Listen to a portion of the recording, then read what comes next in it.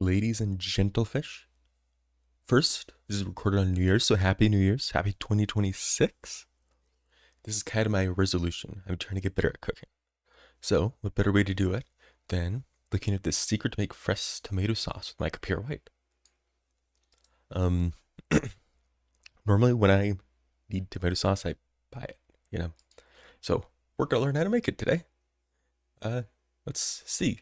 I've watched a couple, like only like literally like two of Mark Kapir White's videos. I've seen some Gordon Ramsay stuff, but never his. He just makes everything seem so easy. It's insane. So we'll see what he says. Fresh tomatoes are perfect for 2 months within every year. Hmm. So how do you make a sauce which is consistently... Okay, I've already learned something. Literally only 2 months? Isn't that insane? Like you can just always get tomatoes. I guess they're grown in different places in the world or something, right? But that's crazy. Where I grew up, there used to be a giant, like, commercial tomato farm. You know, like that, like mass produced them. They had like, hundreds of acres. It's crazy. delicious 12 months a year. It's simple.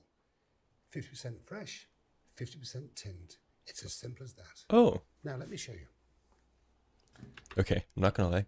I would not have expected this guy to use anything canned or tinned, as he says. Like, I feel like all these chefs, like, this guy was Michelin star, right? Like, and then like big, like super professional. Like, he trained Gordon Ramsay, right? Like, just hearing that's insane. It's like, wow, use canned tomatoes. That's crazy.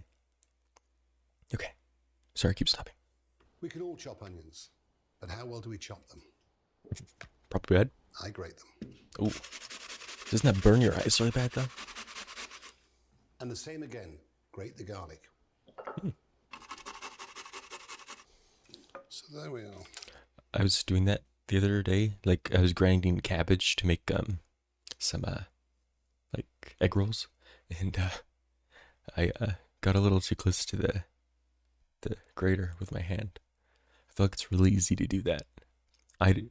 Maybe after doing it 30 years, you just know how to avoid it. But like the fact you never use like a hand guard or anything is crazy.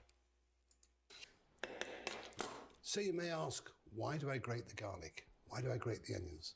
One, so the water is released from it immediately. Whoa. Okay. And by removing the water content through the cooking, you remove the acidity. Now let's get started with the cooking. In with the olive oil. Okay. the Classic. onions, and the garlic. And what we do is just work it through. Spread them across your pan so it speeds up the process of removing that water content. Okay. There we are. Is he gonna add salt? I feel like he's gonna add salt. Whoa! Look at that. It's already like pasty. How high a heat is Move this? your pan, work your pans. Treat a stove like a piano. In the middle, it's red hot. Put it out to the very edge, it's warm. Push it back in, it's a little hotter. But let's not forget, Okay. let the pan, let the stove do the work.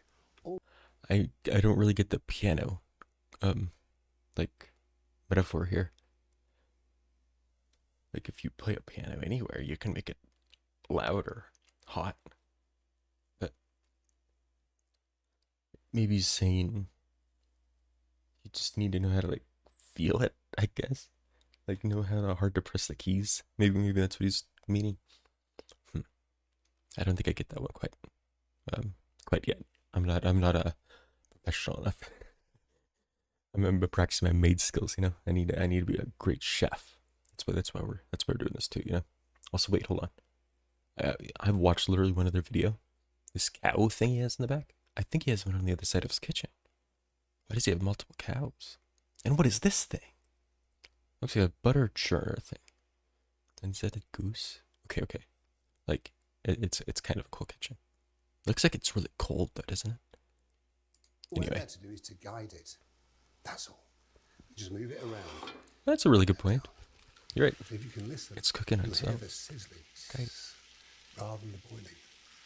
And now, So I think he uses lower heat. at the onion and the garlic, because that water's gone. So now we pull it to the edge and we slowly cook it. Just finish it off very gently so we don't catch. Okay. It's worth investing the time. As I've said before many times in my life, perfection is lots of little things done well. If you can't fry an onion, how can you make a sauce? How True. can you make a True. soup? Good point. Can you begin to cook? It's all about the basics. It's the foundation of cooking. That's honestly a big life lesson. Like, man, I didn't expect him to get like philosophical here, but that's like how you do anything, right? It's you need to do the little things, right? Whether you're, I don't know, making music, you're just like at your job, whatever. To be really good at it, you do the little thing. Ah, that's crazy. Also, I just wanted to say, his stove is like, he has the same one as Gordon Ramsay, right? It has the burners on the side, but it has those weird circle things in the middle, which is, I guess that's what the fancy chefs used to. I don't think I've seen this in restaurants though. Huh. Questioning why you do things. Why do we do them? It's all about the eating at the end of the day. The next stage is add the herbs. Herbs, thyme, bay leaf. Huh. Simple. Work them through. You just put the whole stick in. So now we add the tomatoes. Tomato. Whoa, look at them. They're cherry. These look like good tomatoes. That's a lot of tomatoes. So you can see now the tomatoes are starting to come to the boil. They're starting to release their juices. Okay, I've tried to make tomato sauce before, right? And I feel like I get to this point, but the tomatoes never like fully go away. It doesn't get like soft enough. Maybe I'll learn what I'm doing wrong. But also like, wow. I mean, I cook, right? But like, he didn't tell you how many tomatoes he put in. I mean, I don't know, I'm gonna guess that's like a cup and a half, or 2 cups. It's somewhere in that range. I guess you just have to know. And then we taste. Why? Big key, So big we key. understand what's happening. Yeah. Acidity. Okay, it feels like he's like personally teaching me, like the way he does it. He's whispering to me. He's like, oh, this insane. I feel like I'm like getting a master class right now. Less acidity. A little less, until we get the desired flavour. And that's what makes it so special. It's not about just throwing tomatoes into a pan, a bit of this, a bit of that, a bit of this, and leave it to cook away. You'll never maximise flavour. Method creates flavour. Method. So once again, when you stir your tomatoes, what washes up on the side, bring back into the sauce. Okay. Otherwise, that will caramelise and stain your sauce. Stain my sauce?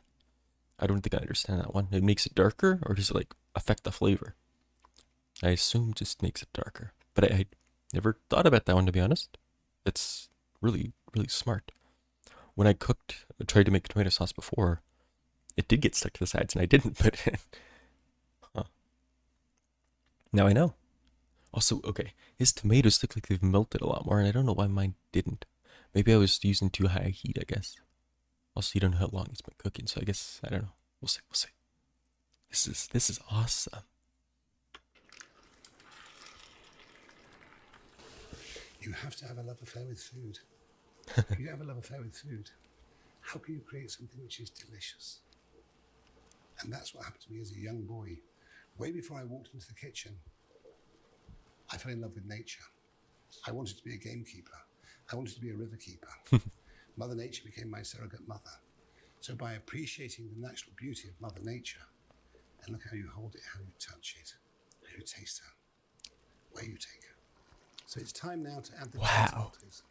Okay, this is like kind of insane. Like, I mean, I kind of get what he means, right? It's like, you're with nature. All this stuff comes from nature. You have to appreciate it. You really have to like care about it, and then that's what will help you make like good food, because you like, I don't know, you appreciate it. He's on the verge of like insane. You know what I mean? But it's to the point where like he's brilliant. That's what's like super cool. Whoa! Oh, that's the can. Now Okay. work the tomatoes through your tomato base. Wait, okay, that's what I didn't do. I just had the fresh ones.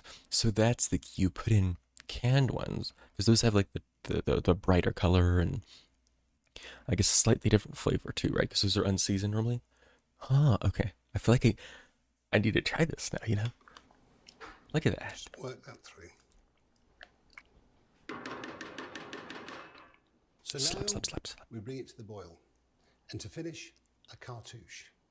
A what? You take your greaseproof paper, fold into four. Parchment paper? literally like making a paper aeroplane, really. What is he doing?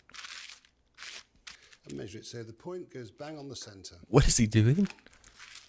Most people use scissors. Okay. And there's your cartouche. What is this? What is he Now, doing? And What? same with the lid. You may ask, why a cartouche? Yeah. Why do we wrap the lid in tin foil? Trying to keep water So in. everything within that pan stays within that pan. Okay, yeah. It's as simple as that. Huh. So what you can see now, the tomato sauce has just come to the simmer. You can smell the sweetness of the tomatoes.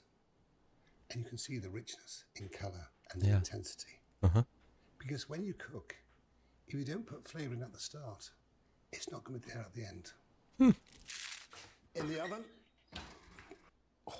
How did he just grab that? Isn't that odd? And that will take 1 hour at 150. Just cook it gently. I don't know We what don't want 150 reduction. is. We want infusion of flavour, intensity of flavour. Okay. I'm not gonna lie, I also did not bake my tomato sauce. Like, what? That's what's crazy about this, right? He has such an insane attention for food and care for it. Like, he's willing to do all this. You know what I mean? How many people are willing to do all this just for their own tomato sauce? Granted, I know it tastes like 10 billion times better, right? But like, that's a lot of work. But I mean, I don't know. I feel like you at least need to try it. You know what I mean? That's what I'm gonna try. I'm gonna try.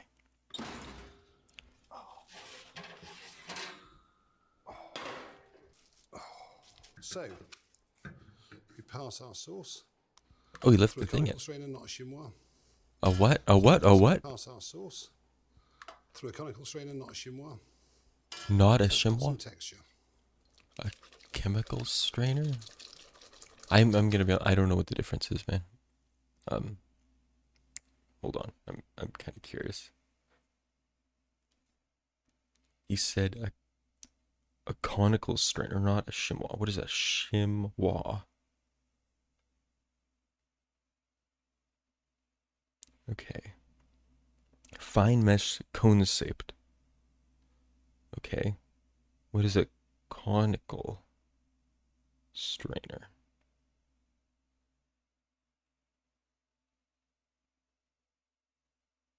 Huh. It's just a sieve. So he's using a conical one, not a chamois. I don't get the difference. This one looks like it has bigger holes. I think that's what it seems like. Work it.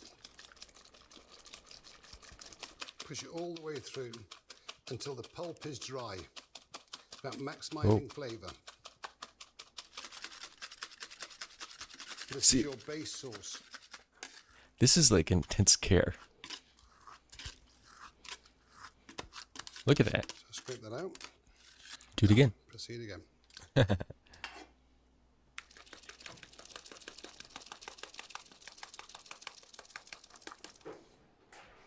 Could you imagine eating in this guy's kitchen? Like, it would be delicious. How does it taste? How does it taste? So, first question. Mm-hmm. Would I know there was tin tomatoes in there? No. The answer to that question is no. It's got all the intensity of fresh. And why was that created? Very simply, because of method and understanding. Okay. When you make the perfect tomato sauce, you want it to taste of tomatoes. It's as simple as that. Fair enough. Wow. That was crazy. I'm going to try that just like later this week. And, well, I don't know. I'll let you guys know how it turns out. I'll leave like a comment on the top of the video or something. This is insane. I feel like we gotta watch a lot more of this guy's videos. Learn like how to be a way better chef. You know? Being the cat boy maid that I am. I should be good at cooking. You know what I mean? Anyway. Thanks everybody for watching. Hope you have guys have a good new year. And we'll see you next time.